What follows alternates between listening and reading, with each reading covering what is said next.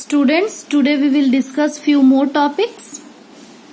Continued ratio. What is continued ratio?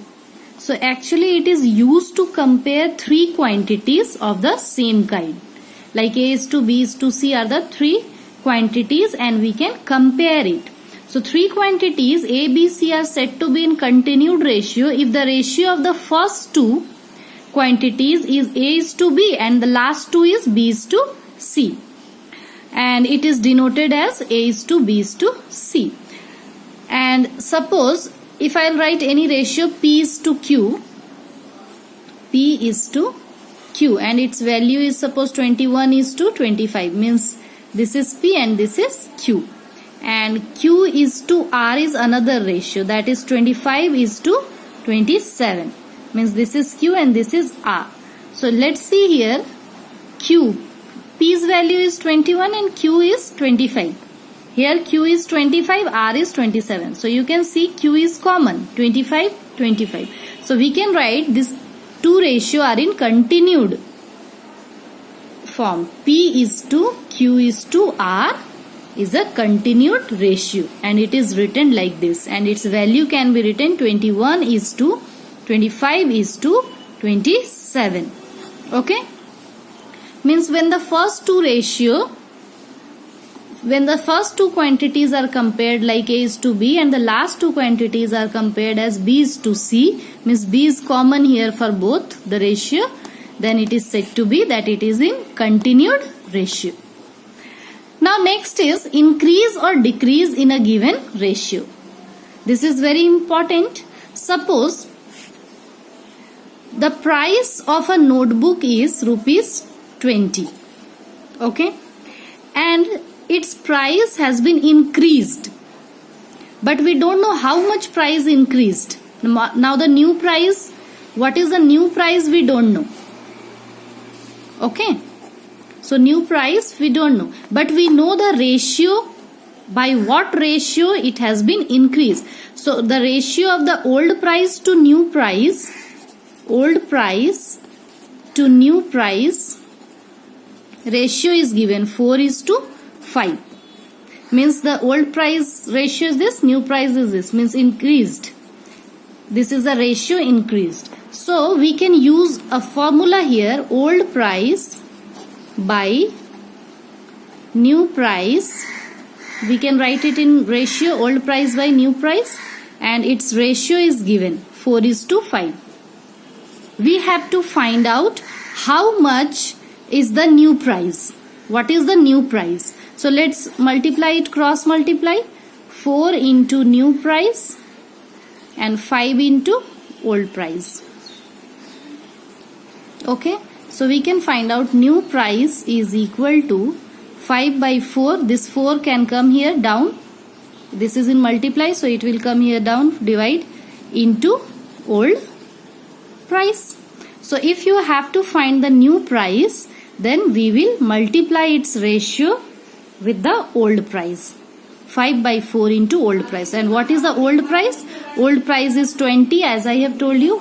The notebook price was 20. So 4 5s are 20. So 25. 5 5s are 25. 25 rupees is the new price of the notebook. So if the ratio, increased ratio is given and old price is given, you can find out the new price by using this way. Or there is one formula, let's see. Means if whenever you will be given that ratio of original quantity to final quantity is A is to B.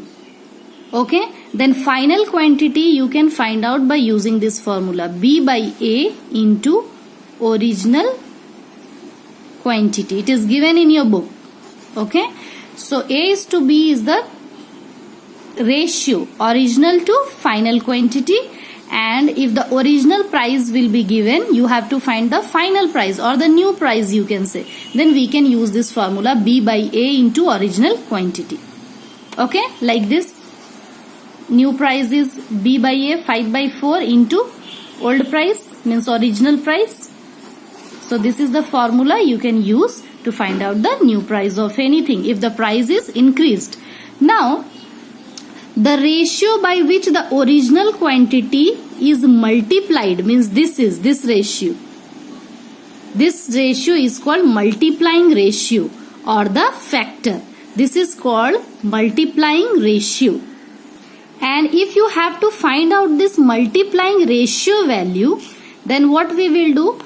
B by A will be here only and this original ratio will go this side. This is in multiply. If it will come this side, it will come in divide. Final ratio will be as it is divided by original ratio. Means B by A. Its multiplying ratio will be equal to final quantity by original quantity. So whenever you have to find the multiplying ratio, then you can use this formula, final quantity by original quantity. Okay, let's see one question here.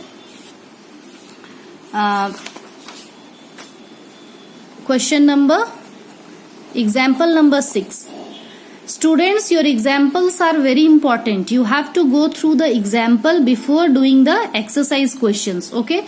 Example number 6. You have to find the multiplying ratio which changes 96 kg to 69 kg. Means 96 kg to 69 kg changed ratio. Quantity has been changed. Means this is the final quantity and this is the original because this is changed to this. Okay. Now you have to find the multiplying ratio here. So what will be the multiplying ratio? Multiplying ratio is equal to final quantity by original quantity. So what is the final quantity? This is the final quantity 69 because this is changed to this and original quantity is 96. Now you can cancel out this by the table of 3. 3 2 are 6, 3 3 are 9. 3 3 are 9, 3 2 are 6. 23 by 32 is the multiplying ratio. So whenever you have to find a multiplying ratio, use this formula, final quantity by original quantity. Okay, and you can get it.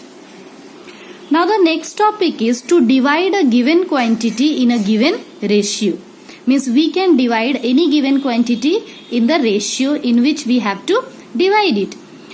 Suppose you have 500 rupees and you want to divide that much money among your two friends in the ratio 2:3. So this is the ratio in which you want to divide and the money 500 rupees is the total quantity.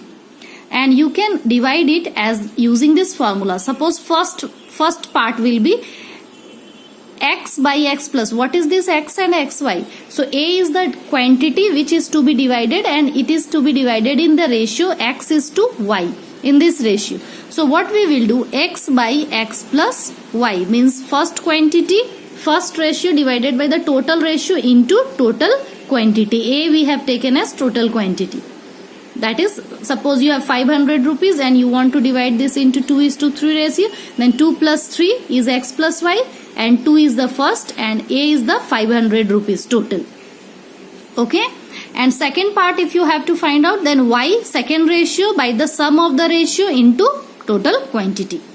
Similarly, dividing into 3 parts. Suppose 3 ratios are given. Any amount is given and you have to divide into 3 parts. X is to y is to z. Then what we will do? We will first of all take out the sum of the ratio x plus y plus z. Then first part will be x by x plus y plus z into total quantity. A is the total quantity. And second ratio y by x plus y plus z into total quantity. And the third ratio z by x plus y plus z into total quantity. So in this way, if the ratio is 2, then you can use this formula. If the ratio is 3, you can use this formula. Take one example. Suppose a man has to divide his property of rupees 1,50,000 among 3 children in the ratio 2:3:5. Find the share of each child. Means he want to distribute his money among his children and in this ratio. And you have to find the share of each child. Then first ratio, first of all find out the total sum of the ratio. 2:3:5 means 2 plus 3 plus 5. 5 plus 3 8 plus 2 10. Then first child will get how much money? first ratio by total ratio into total money, 1,50,000. You can cancel out this 0 0. We will get here 2 zeros are 0, 2 zeros are 0, 2 zeros are 0, 2 fives are 10, 2 ones are 2 and 1 3. 30,000 rupees first child will get. Now the second child. Second ratio is 3, so we will write 3 by total ratio, that is 10, into total amount which is to be divided. So 10 10 0 0 will get cancelled. 5 0 0 0 5 3 are 15, 5 3 1 are 3 and 45,000 second child. And third child, how much the third child will get? Third child will get, what is the third ratio? 5. So we will write 5 by total ratio into total money, that is 1,50,000. So 0 0 will get cancelled. If you will multiply, we will get here 0 0 0 and 7 5. 75,000 the third child will get. This is the way what I have done. I have just sum up the ratios, and first part, first ratio by sum of the ratio into total quantity. Second part, second ratio by sum of the ratio into total quantity. Third part, third ratio by sum of the ratio into total quantity. This is the way you can do it.